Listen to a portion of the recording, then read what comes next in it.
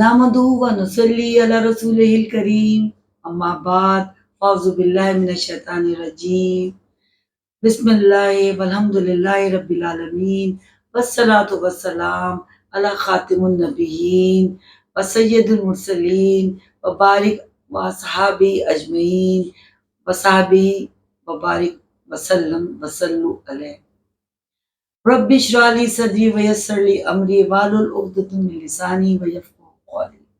السلام علیکم ورحمۃ اللہ وبرکاتہ. ڈیئر برادر اینڈ سسٹرز، الحمدللہ رب العالمین، اللہ کے بابرکت نام سے آغاز ہے. الحمدللہ کہ آج جو ہے ہم 16 اور 17 پارے کا خلاصہ اردو میں پیش کریں گے رمضان المبارک 2024 میں. ہم کل جو ہے وہ کل تک ہم کر چکے ہیں 15 اور 14 اور 15 جز. ٹھیک ہے، تو بس ہم آغاز کرتے ہیں اپنے پارہ نمبر 16 کا. اس پارے میں 17 رکوع ہیں اور 3 حصے ہیں. سورہ کہف کا بقیہ حصہ ہے جس کے 3 رکوع ہیں. سورہ مریم مکمل 6 رکوع ہیں اور سورہ طٰہٰ مکمل 8 رکوع ہیں. سورہ کہف کے بعد سورہ کہف کے بقیہ 3 رکوع میں حضرت موسیٰ اور حضرت خضر علیہ السلام کا واقعہ مکمل بیان کیا گیا ہے، جو 15ویں پارے میں شروع ہو کر اور 16ویں جز میں ختم ہو رہا ہے، اور پھر ذوالقرنین کا قصہ ہے. حضرت موسیٰ اور حضرت خضر علیہ السلام کا جو قصہ ہے، اس میں جب موسیٰ علیہ السلام کو یہ علم ہوا کہ کوئی بہت صاحب علم جو ہیں وہ یہاں پر موجود ہیں، تو آپ ان سے ملاقات کی غرض سے تشریف لے گئے اور چلتے چلتے آپ سمندر تک جا پہنچے، اور آپ کی ملاقات یہاں پر خضر علیہ السلام سے ہوئی اور آپ نے ان سے رہنے کی اجازت مانگی. تو انہوں نے کہا کہ ٹھیک ہے، میں تم کو اپنے ساتھ رہنے کی اجازت دیتا ہوں، مگر اس کی شرط ایک یہ ہے کہ میں جو کچھ کروں گا اس کے بارے میں تم چپ رہو گے. تو آپ نے کہا، حضرت موسیٰ علیہ السلام نے کہ جی میں آپ کی بات مانوں گا. تو انہوں نے ان کو اپنے ساتھ لے لیا، اور اس طرح پھر 3 عجیب و غریب واقعات پیش آئے. حضرت خضر علیہ السلام جس کشتی میں تھے سوار ہوئے حضرت موسیٰ کو لے کر، انہوں نے اس کشتی کے تختے کو اکھاڑ دیا. تو حضرت موسیٰ نے پوچھا کہ جی یہ کیا، ان لوگوں نے تو ہم سے بغیر کرایہ لیے ہمیں بٹھایا ہے. تو اب جی تو یہ اس کے بعد تھوڑا آگے چلے تو انہوں نے ایک معصوم بچے کو قتل کر دیا حضرت خضر علیہ السلام نے. تو پھر حضرت موسیٰ علیہ السلام نے پوچھا کہ آپ نے ایسا کیوں کیا، آپ چپ رہے. پھر تھوڑا دور آگے گئے، ایک بستی میں عجیب تباہ حال پرانی سی بستی تھی، اور ایک بہت ہی بوسیدہ سا گھر تھا، اس کی ایک دیوار تھی بہت ٹوٹی پھوٹی. تو حضرت خضر علیہ السلام نے اس دیوار کی تعمیر شروع کر دی. تو حضرت موسیٰ علیہ السلام سے نہ رہا گیا، آپ نے پھر پوچھا کہ آپ نے ایسا کیوں کیا. تو آپ نے کہا کہ اب ہماری جدائی کا وقت آ گیا، لیکن میں تمہیں ان تینوں سوالات کے جواب دے دوں گا. میں نے اس کشتی میں اس کا تختہ اس لیے اکھاڑا تھا کہ وہاں سے کچھ ہی فاصلے پر ایک ظالم بادشاہ نے اپنے کارندے کھڑے کر رکھے تھے کہ جو نئی اور سالم کشتی ہو اس پہ قبضہ کر لینا، جیسے آج کل قبضہ مافیا ہوتا ہے. اور اس کے بعد انہوں نے کہا کہ میرے اس تختہ اکھاڑنے سے کشتی میں کیونکہ نقص پیدا ہو گیا تو یہ کشتی بچ جائے گی انشاءاللہ. اس کے بعد میں نے بچے کو قتل اس لیے کیا کہ وہ بچہ بڑے ہو کر اپنے ماں باپ کے لیے بہت ہی فتنہ و فساد کا سبب بنتا اور کفر تک ان کو پہنچا دیتا. اور اس بوسیدہ دیوار کی میں نے تعمیر اس لیے کی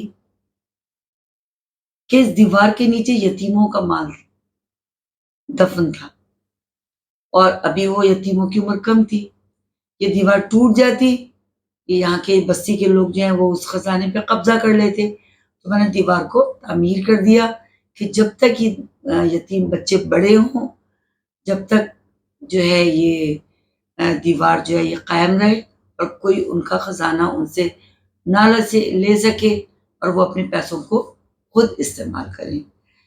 مطلب اس میں یہ بتایا گیا ہے کہ بظاہر جو کام ہمیں اپنی عام زندگی میں بہت عجیب لگ رہے ہوتے ہیں، اور بہت ہی ایسا لگ رہا ہوتا ہے کہ اف یہ تو بڑا ظلم ہو گیا، ایسا کیوں ہو گیا؟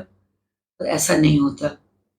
جو ہمیں ظلم اور زیادتی لگ رہی ہوتی ہے، دراصل اس میں اللہ تعالیٰ کی کوئی بہترین حکمت، دانائی اور مصلحت ہوتی ہے۔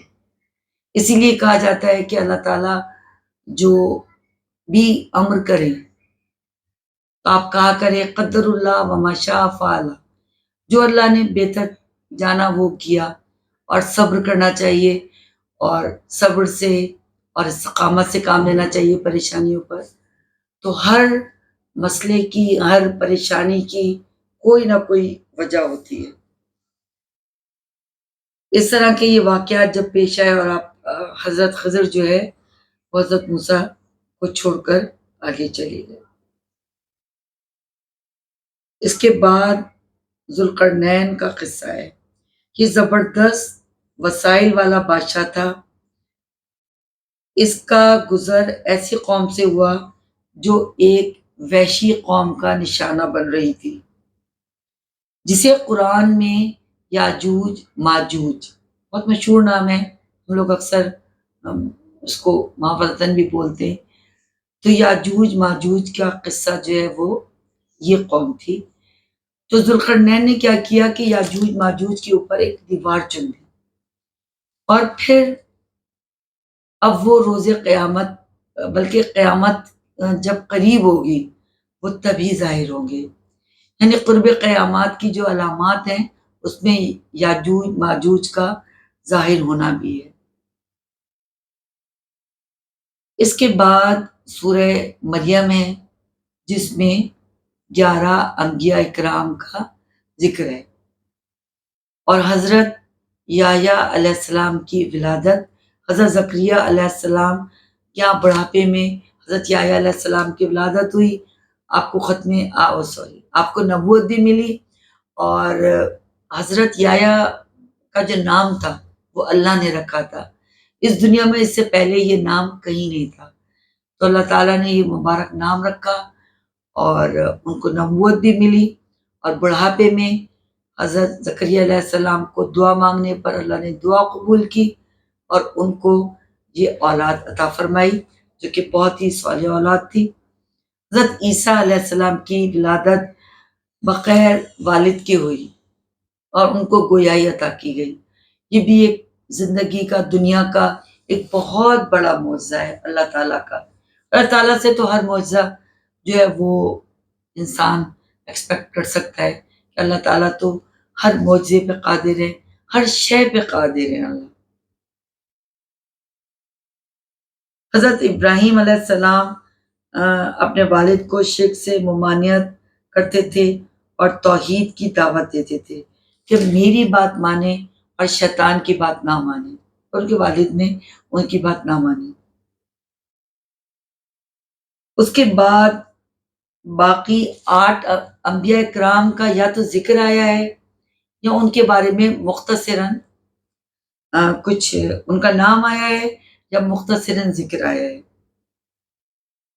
جس میں حضرت ہارون علیہ السلام، حضرت اسماعیل علیہ السلام، حضرت اسحاق علیہ السلام، حضرت یعقوب علیہ السلام، حضرت ادریس علیہ السلام، حضرت آدم علیہ السلام، حضرت نوح علیہ السلام، حضرت طہ علیہ السلام، حضرت ادریس علیہ السلام۔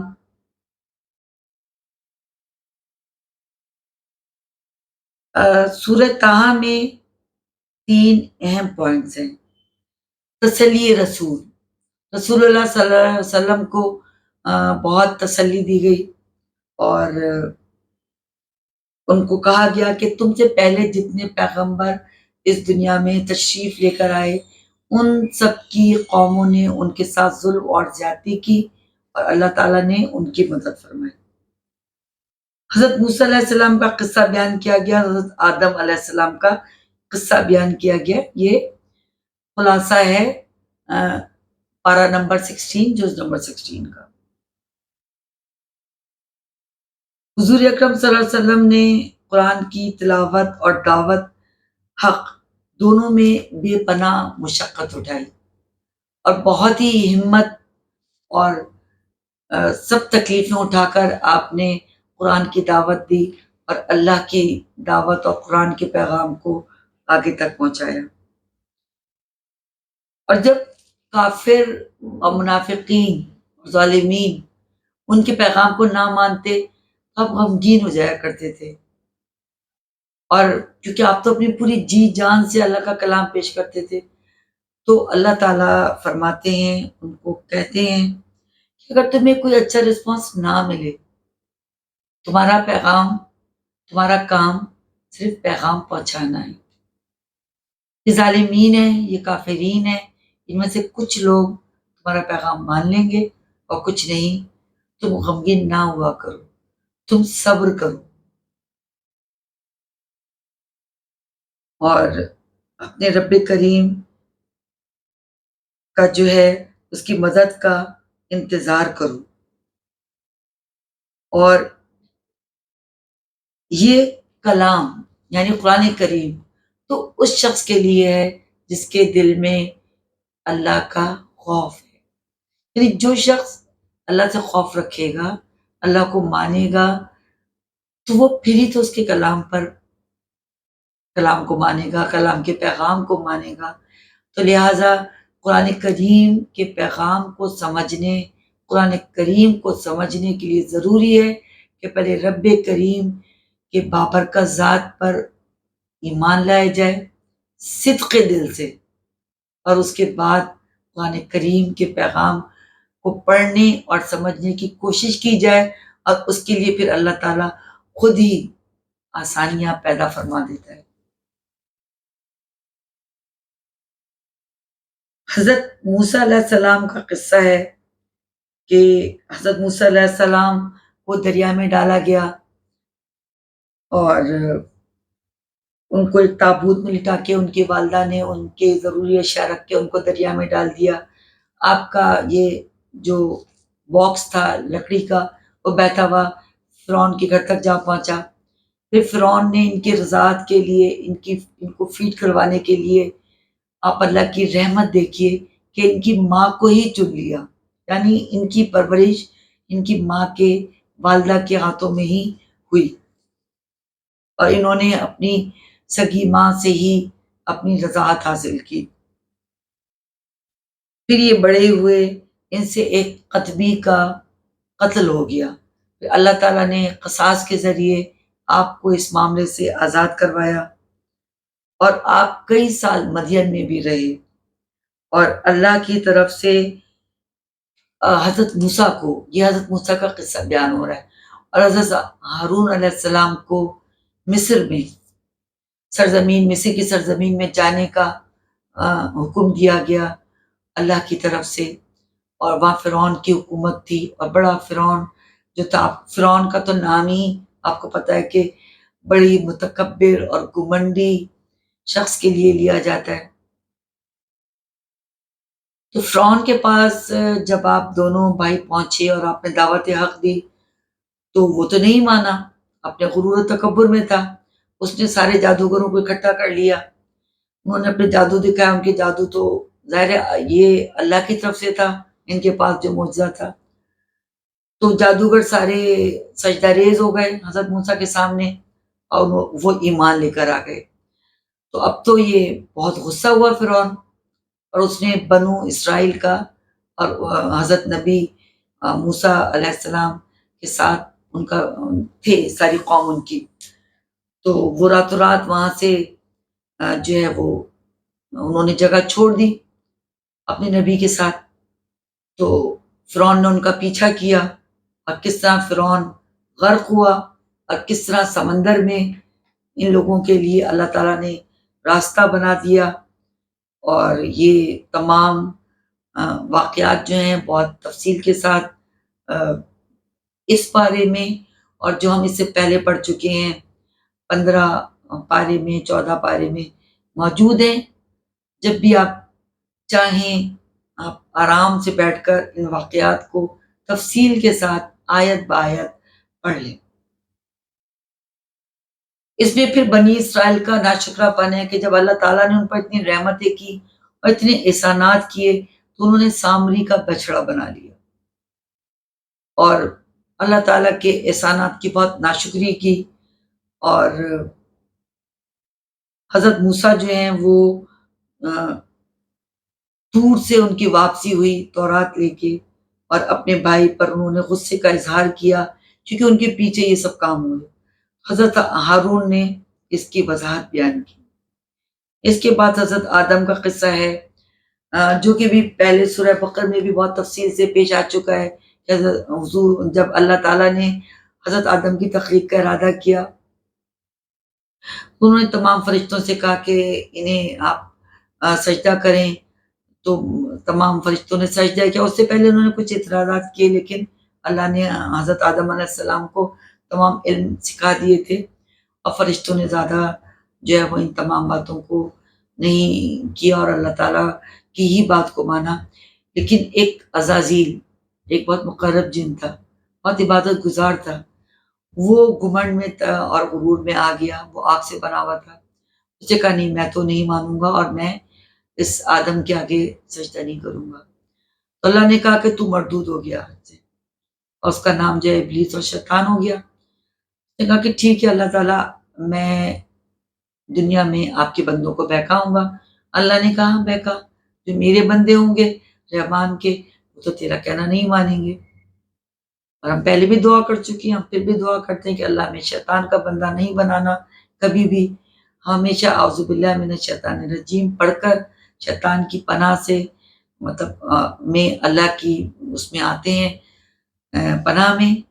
تو اس کے بعد جو ہے وہ حضرت آدم علیہ السلام کو اور بی بی حوا کو شیطان نے بہکایا اور اللہ تعالیٰ نے ان کو ایک درخت کے پاس جانے سے منع کر دیا تھا. شجر ممنوعہ کہتے ہیں. اللہ نے حضرت آدم اور ان کے اہلیہ کے دل میں وسوسے ڈالے اور ان دونوں نے اس درخت کے پھل کو چکھ لیا. اس کے بعد آپ کو پتہ ہی ہے کہ کیا کیا واقعات پیش آئے اور حضرت آدم اور ان کی اہلیہ کو اللہ تعالیٰ نے اس دنیا میں بھیج دیا. حضرت آدم نے بہت رو رو کر گڑ گڑا کے اللہ تعالیٰ سے توبہ کی اور اللہ تعالیٰ نے ان کی توبہ کو قبول فرمایا. اس طریقے سے بار بار یہ ذکر ملتا ہے کہ اللہ تعالیٰ توبہ کو قبول فرماتے ہیں اور توبہ کو پسند فرماتے ہیں. اور یہاں پر اس سورہ اور اس یہ جو پارہ نمبر 16 ہے جز نمبر 16 کا اختتام ہو رہا ہے اور ہم 17واں پارہ شروع کرتے ہیں. 17 جز شروع ہوتا ہے. اس میں 17 ہی رکوع ہیں. پارہ نمبر 17 جز نمبر 17 کے رکوع بھی 17 ہیں. اس کے دو حصے ہیں. سورہ انبیاء کے 7 رکوع ہیں اور سورہ حج کے 10 رکوع ہیں. سورہ انبیاء کے 3 اہم پوائنٹس ہیں قیامت رسالت اور توحید. قرآن کریم میں بار بار توحید رسالت اور قیامت ان تمام چیزوں کو بار بار بیان کیا گیا ہے جس کا واضح مقصد ہے کہ انسان جو چیزیں اب تک ہو چکی ہیں ان سے سبق سیکھے. چونکہ جن لوگوں نے اس پر ڈٹے رہے ڈٹائی پر اور اللہ کی سرکشی پر اللہ نے ان کو بڑے بڑے عذابوں سے ان کے اوپر ڈالے اور ان کی جن لوگوں نے توبہ کی اللہ نے ان کی توبہ کو قبول کیا اور جو لوگوں نے توبہ نہیں کی ان کے لیے جہنم کی آگ اور اس کی ہولناکیاں تیار ہیں. اللہ تعالیٰ ہم سب کو جہنم کی آگ سے محفوظ رکھے. اس بارے میں بتایا گیا کہ قیامت کا وقوع اور حساب جو ہے بہت قریب آ گیا ہے. یہ اس وقت کی بات تھی جب قرآن نازل ہوا. اب آپ دیکھیں کہ اب تو قیامت کی نشانیاں کتنی قریب ہیں. جی قیامت کا جو ہے وہ وقت قریب آ گیا ہے. لیکن اس ہولناک دن سے انسان غفلت میں پڑے، اور قرب قیامت میں یاجوج اور ماجوج کو آزاد کر دیا جائے گا اور وہ بلندی سے اتر رہے ہوں گے۔ پھر مشرکین اور ان کے خدا قیامت کے دن جو ہے وہ دوزخ کا ایندھن بنیں گے، مشرکین بھی اور ان کے خدا بھی۔ رسالت کا ذکر ہے، رسالت میں 17 انبیاء اکرام کا ذکر ہے، حضرت موسیٰ، حضرت ہارون، حضرت ابراہیم، حضرت لوط، حضرت یعقوب، حضرت اسحاق، حضرت سلیمان، حضرت ایوب، حضرت اسماعیل، حضرت ادریس، حضرت ذوالکفل، حضرت یونس، حضرت زکریا، حضرت یحییٰ، حضرت عیسیٰ علیہ السلام۔ اسی طرح ان تمام کے قصے بتانے کے بعد کہا گیا ہے کہ رسول اکرم صلی اللہ علیہ وآلہ وسلم دین و دنیا اور سارے جہان کے لیے رحمت بنا کر بھیجے گئے، صلی اللہ علیہ وسلم۔ سبحان اللہ کہ ہمارے پیارے نبی حضرت محمد صلی اللہ علیہ وسلم کو یہ خاص مقام حاصل ہے کہ آپ تمام جہانوں کے لیے رحمت بنا کر بھیجے گئے، اور صلی اللہ علیہ وسلم اللہ کا پیغام جو ہے وہ انہوں نے لوگوں تک پہنچا دیا، مگر جب سارے دلائل پیش کرنے کے بعد بھی بعض لوگ نہ سمجھے تو اللہ تعالیٰ نے آپ کو تسلی دی، اور اسی دعا پہ یہ سورت ختم ہوتی ہے۔ دعا یہ ہے، اے میرے پروردگار حق کا فیصلہ کر دیجئے، اور ہمارا پروردگار بڑی رحمت والا ہے، اور جو باتیں تم بتاتے ہو ان کے مقابلے میں اس کی مدد درکار ہے۔ توحید پر 6 دلائل پیش کیے گئے، آسمان اور زمین دونوں ملے ہوئے تھے مگر اللہ تعالیٰ نے ان کو جدا کیا۔ اللہ تعالیٰ نے انسانوں کو مخاطب کیا ہے کہ ہم نے زمین بنائی، پہاڑ بنائے، سورج، چاند، ستارے، دریا، سمندر، چوپائے، مویشی، جانور سب بنائے، اور پہاڑ بنائے تاکہ وہ زمین پر جو انسانوں کا بوجھ ہے ان کو سنبھالیں، زمین کو مضبوط رکھیں۔ جو پہاڑ تو بہت بلند و بالا ہوتے ہیں، بہت وزنی ہوتے ہیں، ایسا نہیں ہم کسی چیز کے اوپر کوئی وزنی چیز رکھ دیتے ہیں تاکہ یہ یہاں سے ہلے نہیں، اس طرح اللہ تعالیٰ نے جو ہے وہ پہاڑ بنائے ہیں۔ زمین پہ کشادہ راستے بنائے تاکہ لوگ ان پر چل سکیں۔ ہم نے آسمان کو مضبوط چھت بنایا، کتنی بڑی بات ہے، دیکھیں بغیر کسی سہارے کے اتنا بڑا آسمان کھڑا ہوا ہے، بیچ میں کوئی پلر بھی نہیں ہے۔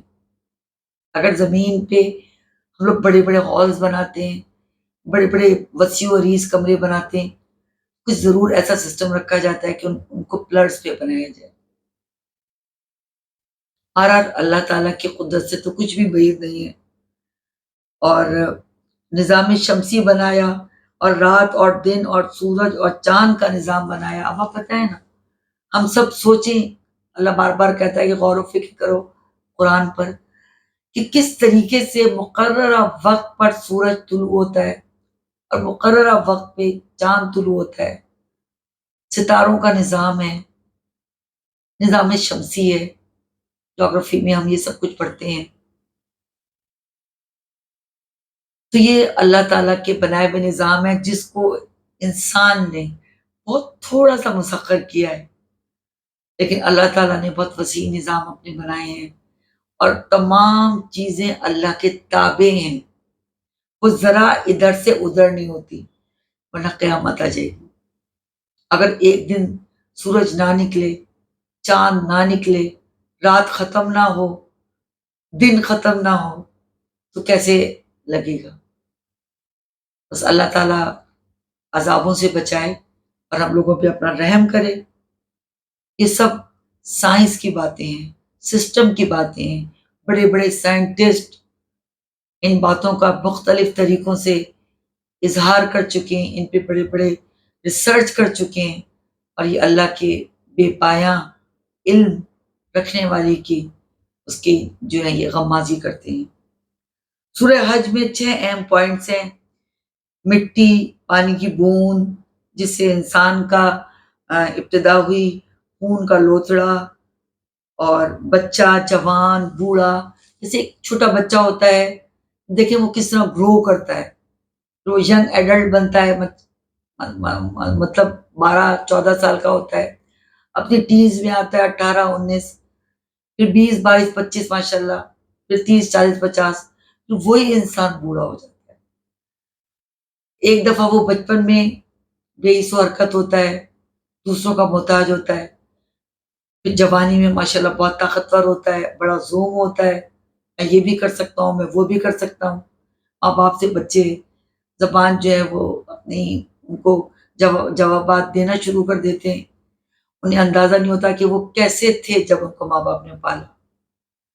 اور پھر بڑھاپے کے اندر اگر بہت کوئی بڑھاپا آ جاتا ہے تو انسان بستر پہ ہوتا ہے، اس کے اعصاب جواب دے جاتے ہیں، آنکھوں پہ چشمہ لگ جاتا ہے، اور کبھی کبھی تو خیر بچپن میں بھی لگ جاتا ہے، اور جو ہے وہ جسم میں درد رہنے لگتا ہے، انسان کی غذا کم ہو جاتی ہے، اور وہ چلنے پھرنے سے اعتراض کرنے لگتا ہے۔ تو دیکھیں کس طریقے کے دور انسان پر آتے ہیں۔ پھر حضرت ابراہیم علیہ السلام کا اعلان حج ہے، اور اس سے پہلے اس میں ملت اور مذاہب کے حساب سے 6 گروہوں کا بھی جو ہے وہ بیان کیا گیا ہے۔ ایک تو مسلمان ہیں، الحمدللہ ہم اللہ کو ماننے والے، توحید پہ، رسالت پہ، نبوت پہ ایمان رکھنے والے۔ یہودی، صابی، ستارہ پرست، مجوسی، سورج، چاند اور آگ کے پجاری، مشرک یعنی بت پرست۔ اس کے بعد حضرت ابراہیم علیہ السلام کا اعلان جہاد ہے۔ یہ اعلان اللہ نے اپنی قدرت سے زمین و آسمان میں رہنے والوں تک پہنچا دیا تھا۔ مومنین کی 4 علامات ہیں۔ اللہ کا خوف، ہر مومن میں اللہ کا خوف ہوگا، جس کی وجہ سے وہ لوگوں سے اچھا سلوک کرے گا، نرم دلی سے پیش آئے گا، اور کسی پہ ظلم نہیں کرے گا۔ اور مشکلات پر صبر، دیکھیے مشکلات تو آتی رہتی ہیں، ہر چھوٹی مشکل، بڑی مشکل، اللہ تعالیٰ مشکلات سے بچائے، یہ دعائیں کرنی چاہیے کہ اللہ ہم پہ اتنا بوجھ مت ڈالنا، اے اللہ ہم کو مشکلات سے بچانا، ہم کو آسان اور سیدھا راستہ عطا فرمانا۔ تو ہماری دعائیں ہیں نا، اللہ قبول بھی فرماتے ہیں، پر زندگی تو ایک مشکل ہے، مشکل چیز کا نام ہے۔ پھر جب مشکلات پیش آ جائیں تو ان پہ صبر کرنا چاہیے، کیونکہ ہر مشکل کے بعد راحت ہے، اور صبر کرنے والوں کے ساتھ اللہ تعالیٰ ہے، جو خود قرآن میں اللہ تعالیٰ نے فرمایا ہے۔ اور دیگر احکامات بتائے گئے ہیں، مناسک حج بتائے گئے ہیں، اور اقامت صلاۃ اور ادائیگی زکوٰۃ کن کن لوگوں کو کرنی چاہیے۔ دیکھیں رمضان کے مہینے میں لوگ خاص طور پر زکوٰۃ ادا کرتے ہیں، وہ کن کن لوگوں کو، مطلب کون لوگ ہیں جو زکوٰۃ لینے کی کیٹیگری میں آتے ہیں، اور وہ کون لوگ ہیں جو زکوٰۃ دینے کی کیٹیگری میں آتے ہیں۔ ہم لوگوں کو چاہیے کہ ہم ان تمام باتوں کو سرچ کریں، معلومات کریں، کہ ہم جو ہیں وہ ان سے اسلامک طور پر، مسنون طور پر ہم ان کو پورا کر سکیں۔ اگر اس سلسلے میں آپ لوگوں کا کوئی بھی کوشچن ہو، کوئی کوئری ہو، کوئی سوال ہو، تو آپ یقیناً مجھ سے کمنٹ میں کر سکتے ہیں، آپ انسٹاگرام آئی ڈی پہ کر سکتے ہیں، میسنجر پہ کر سکتے ہیں، میرے فیس بک پیج پہ کر سکتے ہیں۔ جی فیس بک جو پیج کی جو آئی ڈی ہے اس پہ کر سکتے ہیں۔ تو انشاءاللہ میں آپ کو قرآن و سنت کی روشنی میں، جو اس کی مستند حوالہ جات احادیث ہیں، اور قرآن و سنت کی روشنی میں دیکھ کر آپ کو جواب دینے کی کوشش کروں گی انشاءاللہ۔ تو اس طریقے سے 16 اور 17 پارے ہم نے مکمل کر لیے۔ تھوڑا سا ہم مصحف میں، کیونکہ یہ خلاصہ میں قرآن کریم سے ہی تیار کرتی ہوں تاکہ ایک سمری بیان ہو جائے، کوشش کرتی ہوں اہم پوائنٹس آپ کو جلدی جلدی بتا دوں، 2 پاروں کے، کہ جب آپ لوگ سنیں تو آپ کے سامنے پورے پارے کا ایک کانسیپٹ کلیئر ہو جائے کہ اس پارے میں اللہ تعالیٰ نے کیا کیا چیزیں بیان کی ہیں۔ اور پھر بے شک آپ عربک میں جب ناظرہ کریں گے تو آپ کو پڑھتے وقت سمجھ میں آتا جائے گا. اگر آپ ترجمے کے ساتھ پڑھیں گے انشاءاللہ تو تب بھی آپ کو یہ چیزیں سمجھ میں آتی رہیں گی. تو یہ چیزیں بہت کام آنے والی ہیں. یہ خلاصہ کرنا مجھے بہت کام آ رہا ہے الحمدللہ. اللہ کا لاکھ لاکھ احسان ہے.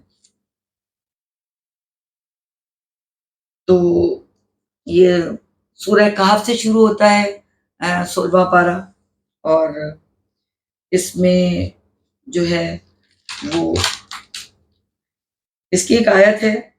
اس نے کہا یہ میرے رب کی رحمت ہے، اور جب میرے رب کا وعدہ پورا ہوگا تو وہ اسے ریزہ ریزہ کر دے گا، اور میرے رب کا وعدہ سچا ہوتا ہے. یہ توحید پہ مبنی 98 آیت نمبر 98 ہے سورہ کہف کی. اور اس دن ہم انہیں نہیں چھوڑیں گے، ایک دوسرے میں گھس جائیں اور سور پھونک دیا جائے گا، پھر ہم ان سب کو جمع کر لیں گے. آیت نمبر 99 سورہ کہف کی. اس میں آخرت کی ہولناکی کا ذکر ہے. کے بعد سورہ مریم شروع ہوتی ہے جو مکی صورت ہے. اس کے 6 رکوع ہیں اور 98 آیات ہیں، اور یہ 16ویں پارے میں ہے. یہ بھی حروف مقطعات سے شروع ہوتی ہے. تو اس کا مطلب ہے اس میں قرآن کی عظمت و کبریائی، جو قرآن کی شان بیان کی گئی ہے. یہ تیرے رب کی رحمت ہے، اور تیرے رب کی رحمت کا ذکر ہے جو اس کے بندے زکریا پہ ہوئی. آیت نمبر 2 سورہ مریم کی. جب اس نے دھیمی آواز میں رب کو پکارا، اس نے کہا اے میرے رب، بڑھاپے کے سبب میری ہڈیاں کمزور ہو گئی ہیں. میرے رب تجھے پکار کر کبھی محروم نہیں ہوا، مگر اپنے بعد اپنے بھائی بندوں سے اندیشہ رکھتا ہوں. میری عورت بانجھ ہے، سو مجھے اپنی جناب سے ایک والی عطا کر جو میرا وارث بھی ہو اور آل یعقوب کا وارث بھی. میرے رب اسے پسندیدہ بنا. حضرت زکریا نے جب دعا کی تو آپ کو جیسے کہ علم اب ہو چکا ہے، حضرت یحییٰ کو عطا کی گئی. اور اس کے بعد کھا پی اور آنکھیں ٹھنڈی کر. ہاں، اگر تو کسی آدمی کو دیکھے تو کہنا میں نے رحمان کی نظر روزہ کیا ہے، سو میں آج کسی انسان سے بات نہیں کروں گی. یہ سورہ مریم ہے اور اس میں حضرت مریم کا ہی ذکر ہے.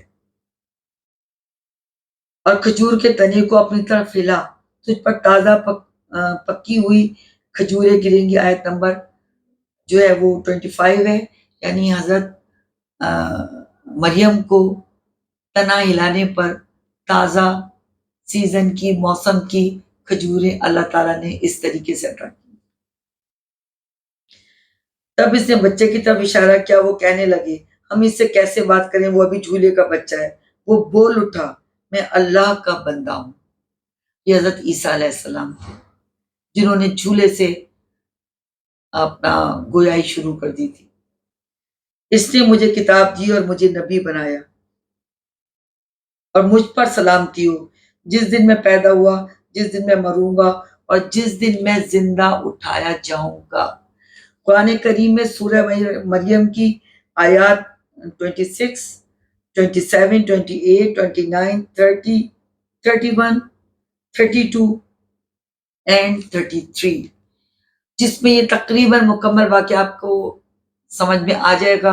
اور یہ حضرت عیسیٰ علیہ السلام کہہ رہے ہیں کہ میں زندہ اٹھایا جاؤں گا.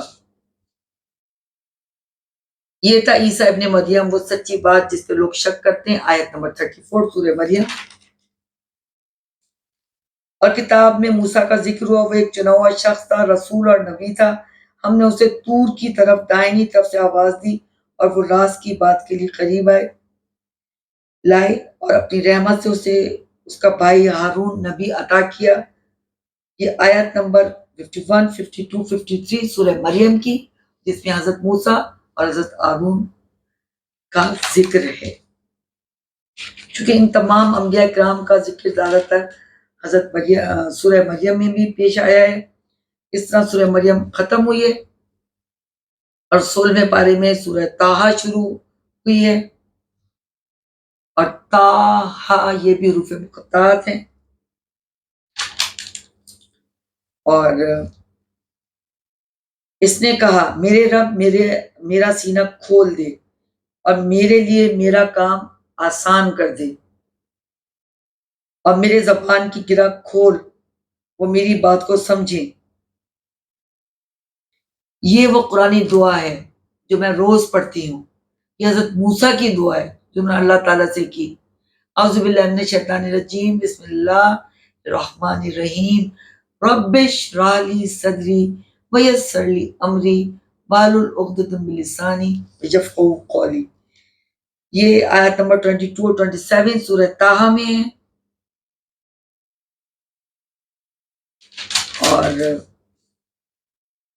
اس کے اندر اور بھی قرآنی آیات اور قرآنی دعائیں ہیں۔ سورہ طٰہٰ میں پارہ نمبر 16 کے اندر، پارہ کہیں آپ یا جز کہیں آپ، تو یہ ماشاءاللہ اس میں بہت انبیاء اکرام کا ذکر ہے، اور اس کے بعد اس کا اختتام ہو رہا ہے۔ لیکن اگر ہم انہیں اس سے پہلے کسی عذاب سے ہلاک کر دیتے تو وہ ضرور کہتے، ہمارے رب تو نے ہماری طرف کوئی رسول کیوں نہ بھیجا کہ ہم تیری آیتوں پر چلتے، اس سے پہلے کہ ہم ذلیل و رسوا ہوتے۔ آیت نمبر 134 سورہ طٰہٰ، کہہ دے ہر کوئی انتظار کر رہا ہے، تم بھی انتظار کرو۔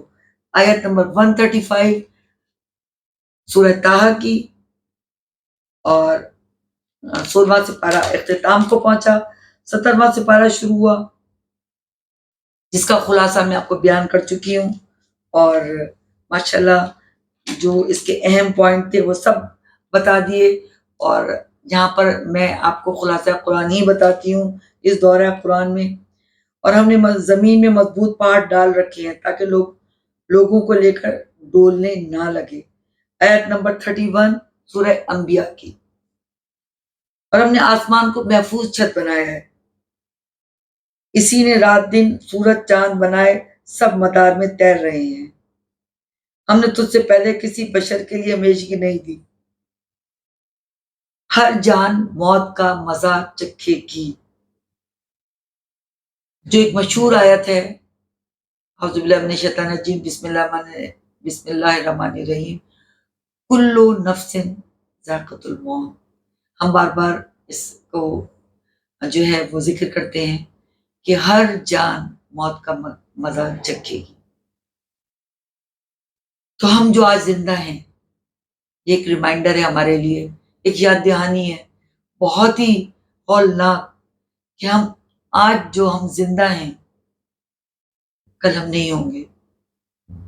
ہم وہ کام کر جائیں جس سے ہمارا رب ہم سے راضی ہو جائے، ہم ان کاموں سے دور ہو جائیں جن سے ہمارا رب ہم سے ناراض ہوتا ہے، یا خدا نہ خواستہ ہم کہیں اللہ کی سرکشی نہ کریں، اللہ کی حدود سے آگے نہ بڑھیں۔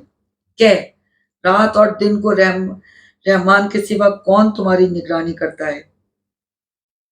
آیت نمبر 42 سورہ انبیاء کی، کہہ دے میں تو تمہیں وحی کے ذریعے خبردار کرتا ہوں، مگر بہرے لوگ دعوت کو نہیں سنتے۔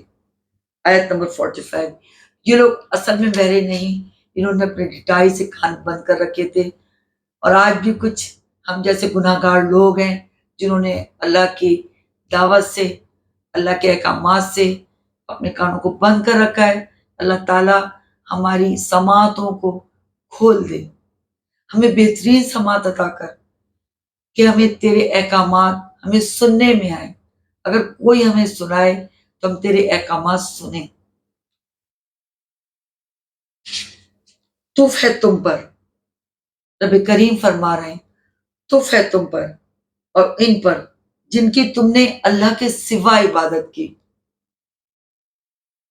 اور کرتے ہو، کیا تم سمجھتے نہیں؟ آیت نمبر 67، اتنا اللہ تعالیٰ نے اتنے پیغمبر بھیجے جنہوں نے سب نے توحید کا پیغام دیا، اور انسان آج تک جھوٹے خداؤں کو جو کچھ نہیں کر سکتے ان کے پاس جاتا ہے اپنی حاجات کے لیے، اپنی مشکل کشائی کے لیے، اپنی پریشانیوں کو دور کروانے کے لیے مختلف قسم کے کیا کہوں تعویذ، گنڈے اور چیزیں، شگون، بدشگونیاں، لوگوں کے پاس جا کے دعائیں کروانا۔ بے شک بزرگان دین، اولیاء اکرام، وہ سب بہت ہم سے بہتر ہیں، ضرور دعا کروانی چاہیے۔ ہم اپنے والدین سے بھی دعا کے لیے کہتے ہیں، ہم ایک دوسرے سے بھی دعا کے لیے کہتے ہیں، پر یہ سوچ کر نہیں کہ اگر انہوں نے دعا کی تو ہمارا کام ہو جائے گا۔ کام تو بس صرف اللہ کی ذات کے کہنے سے، اللہ سے دعا مانگنے سے ہوگا۔ اگر ہماری نیت میں کہیں شرک آ جائے تو ہماری ساری عبادت بیکار ہو جائیں گی اور اللہ شرک معاف نہیں کرے گا۔ اپنی نیتوں کو صاف کر لیں۔